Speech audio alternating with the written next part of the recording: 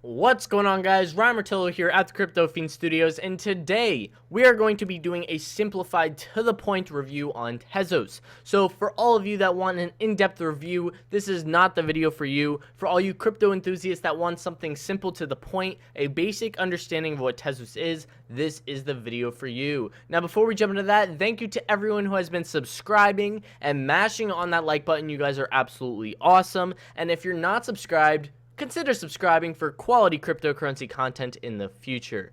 So to get things started, Tezos is formalizing blockchain governance. In Tezos, stakeholders can govern the protocol. So Tezos is very similar to Ethereum, Quantum, Neo, EOS. They're a protocol, a DApp, overall DApp platform. And they're throwing a unique twist on it by allowing the stakeholders of Tezos to govern and control what happens to the development of Tezos in the future. So if we go over to resources, we can get a better understanding of what the heck I'm talking about. Tezos is a blockchain that can evolve by upgrading itself. Stakeholders vote on amendments to the protocol, including amendments to the voting procedure itself. To reach social consensus on proposals, Tezos supports smart contracts and offers a platform to build decentralized applications. This is a really cool and interesting procedure that I'm personally interested to see how it works out into the near future. So pretty much how it works is that if you are a stakeholder for Tezos, and there is a procedure to be allowed to be a stakeholder, you can't just be, anyone can't just be a stakeholder, you will be allowed to vote on amendments to the protocol, pretty much development upgrades to the protocol in the future, as well as the voting procedure itself. So there's not just a specific voting procedure, it can adapt over time. So this is a very interesting thing that we've never seen before in the crypto space. If we go down here, we can get a basic overview of their basic features for their platform. I'm going to be summing them up for you guys so I don't have to read these paragraphs for you. Self-amendment. Pretty much what this means is that Tezos can upgrade it itself with the stakeholders voting. And in doing this, you don't have to fork the currency. So we don't have to split the network, split the blockchain like we did with Bitcoin 50,000 times, or we did with Ethereum and Ethereum Classic and all these other currencies. You do not have to split or fork Tezos. And the benefits of this is that it's self-amendment, coordination and execution costs of the protocol is greatly decreased. So when you have a forked currency, when you have a currency that ends up forking, it costs a lot to do that fork, as well as you're splitting the blockchain and you're splitting the overall community, because some people are going to agree with this side of the currency and some people are going to agree with this other side of the currency. When you have Tezos, where you don't have to fork it, the community stays as a whole, which is great for the overall protocol of Tezos and the price movement. On-chain governance. Tezos can change this initial election process to adopt better governance mechanisms when they are discovered. So pretty much this is what we just talked about. When you're a stakeholder, you can vote on the overall protocol development in the future, as well as the voting procedure. Decentralized innovation. This is the really cool feature that stood out to me the most. Proposed amendments that are accepted by stakeholders can include payment to individuals or groups that improve the protocol. This funding mechanism encourages robust participation and decentralizes the maintenance of the network, fostering an active, open, and diverse developer ecosystem that is incentivized to contribute to the protocol will facilitate Tezos development and adoption. So pretty much what this means is that you're going to have a ecosystem of a bunch of developers all supporting the Tezos protocol.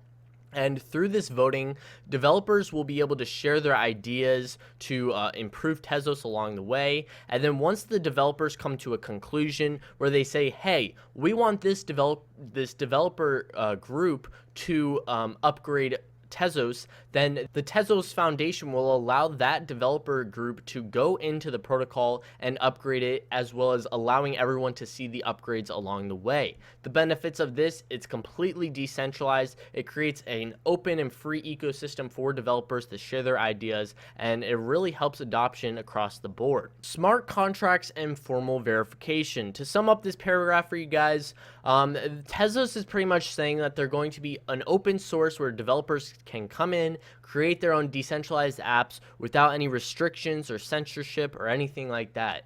This is the side where I kind of disagree. I've kind of come to appreciate dApp platforms that are a little bit centralized in the sense of what they allow to be created on their platforms, because this kind of eliminates all the junk that doesn't really deserve to be on the blockchain, utilizing blockchain technology or becoming a cryptocurrency.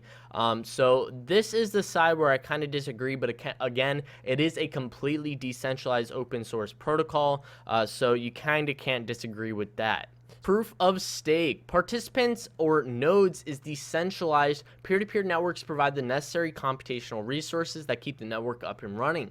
Proof of stake is the mechanism by which the various participants in Tezos reach consensus on the state of the blockchain. Unlike other POS protocols, any stakeholder can participate in the consensus process in Tezos and be rewarded by the protocol itself for contributing to the security and stability of the network. So you don't have to just be a node to be rewarded by the Tezos protocol. If you are a stakeholder, you can be rewarded by keeping up with the security and the stability of the network. Delegation. This is where they can really deal with the bad people that try to come into Tezos and manipulate the overall network. In POS, a security deposit is required to participate in the consensus process. As in proof of work, the consensus protocol relies on an honest majority for its security, which is incentivized directly by the Tezos protocol by penalizing dishonest behavior and rewarding honest behavior. So this is where they deal with all the manipulation, the bad behavior, the dishonest behavior, where if you do have honest behavior, you get rewarded by the protocol. If you have dishonest behavior or you try to manipulate or you're evil in any way, you can lose your deposit for being a node, and that's a hefty chunk of change. So that's all we're going to be looking at for Tezos, the basic overview of what this cryptocurrency is. To sum it up for you guys, it's a protocol very similar to Ethereum, but the stakeholders control the overall development of the protocol. Very interesting, something we've never seen before. I'm personally very interested to see where this goes in the near future. They are currently in their beta right now, and they are going to be releasing their mainnet at a later date. Now, when it comes to the price movement of Tezos, Tezos is at a very interesting level right now. Currently at $2.10 with a market cap of $1.2 billion, puts them at rank 19 on the list of cryptocurrencies. They did just get their market cap released the other day, so that's why they did see a little bit of a fluctuation in price, but they have overall across the board been on a pretty big downtrend. Their all-time high is $11.21, which puts them at roughly around a $7.5 billion market cap. So I am interested to see where this one goes in the near future, how the overall development of their beta goes, and where their mainnet is going to be launched in the near future. If you guys are interested, you can pick this one up on gate.io or hit BTC.